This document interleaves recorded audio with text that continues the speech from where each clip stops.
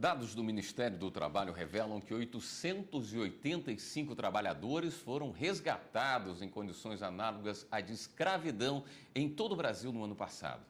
A repórter Viviane Novaes tem os detalhes. Boa noite, Viviane. Boa noite, William. Olha, esse levantamento do Ministério do Trabalho mostra também que 163 mil empresas foram fiscalizadas no ano passado e que levou à formalização de mais de 163 mil trabalhadores. E a gente conversa agora com o advogado Gáudio Ribeiro sobre esse trabalho que é chamado de trabalho escravo análogo à escravidão, na verdade. Doutor Gáudio, que exemplos a gente tem hoje em dia de trabalho análogo à escravidão?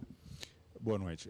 Nós poderíamos citar como exemplos de situações análogas à de escravo, aquelas em que o trabalhador, por exemplo, é obrigado a dormir ao relento, não é? Sem condições, por exemplo, de satisfação das suas necessidades fisiológicas, sem instalações sanitárias, em jornadas de trabalho extenuantes, em qualquer caso de coação física ou moral que, de alguma maneira, restringe a sua liberdade de ir e vir.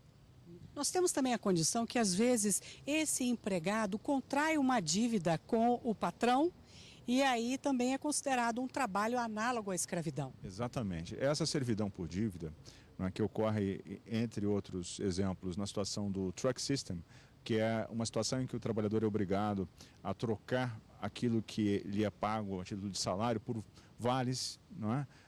Em estabelecimentos que o empregador mantém, nos quais pratica preços muito acima de mercado e obrigam esse trabalhador a contrair uma dívida impagável. Muitas vezes está numa situação de isolamento e para, por exemplo, se alimentar, para comprar seus produtos de higiene pessoal, é obrigado a consumir desses produtos e isso gera uma bola de neve, uma dívida que ele nunca vai conseguir pagar e por isso ele se mantém lá empregado para tentar pagar essa dívida e nunca vai conseguir fazer isso. O que o Código Penal prevê sobre o trabalho análogo à escravidão?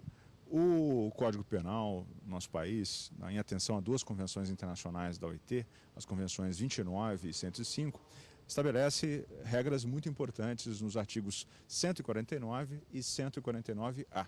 O 149 estabelece algumas hipóteses que são um pouco abertas e, em certa medida, trazem alguma divergência, enfim, de interpretação. Mas são fundamentalmente 4 elementos que o Código Penal, no 149, que é o artigo mais importante, traz para caracterizar o trabalho escravo. São, em primeiro lugar, o trabalho forçado, né, em casos de coação física ou moral, como disse, jornadas exaustivas, né, em que o trabalhador é obrigado a extrapolar os limites que a lei prevê, né, o trabalho em condições degradantes, como nesses casos aí em que o sujeito não tem onde dormir, por exemplo, e em quarto lugar, aqueles casos em que há restrição à sua liberdade de locomoção, por meio de servidão por dívida, ou, por exemplo, a privação do acesso à sua carteira de trabalho e outros documentos pessoais. A que os empregadores estão sujeitos? A que punições? Os empregadores, de acordo com a nossa legislação, estão sujeitos a sanções em diversas esferas. Na esfera penal, na esfera trabalhista e na esfera administrativa, nós poderíamos dizer. Além da esfera civil, em alguns casos. Na esfera penal, a lei prevê uma sanção, que é uma pena de reclusão, de 2 a 8 anos, para aqueles que forem, além de multa, é claro, né? Para aqueles que forem surpreendidos explorando esse tipo de trabalho. Na esfera trabalhista, eles são sujeitos a indenizações por danos morais coletivos, indenizações individuais que os trabalhadores podem pleitear, seja por danos morais, seja por danos materiais, e na esfera administrativa eles vão ser privados, por exemplo, das fontes de financiamento público, além de serem expostos nas listas que o Ministério do Trabalho divulga reiteradamente. E para encerrar, essas multas podem ser altas? Podem, altíssimas. Dependendo da situação, uma indenização por danos morais coletivos pode levar à inviabilização da atividade econômica por parte do empregador.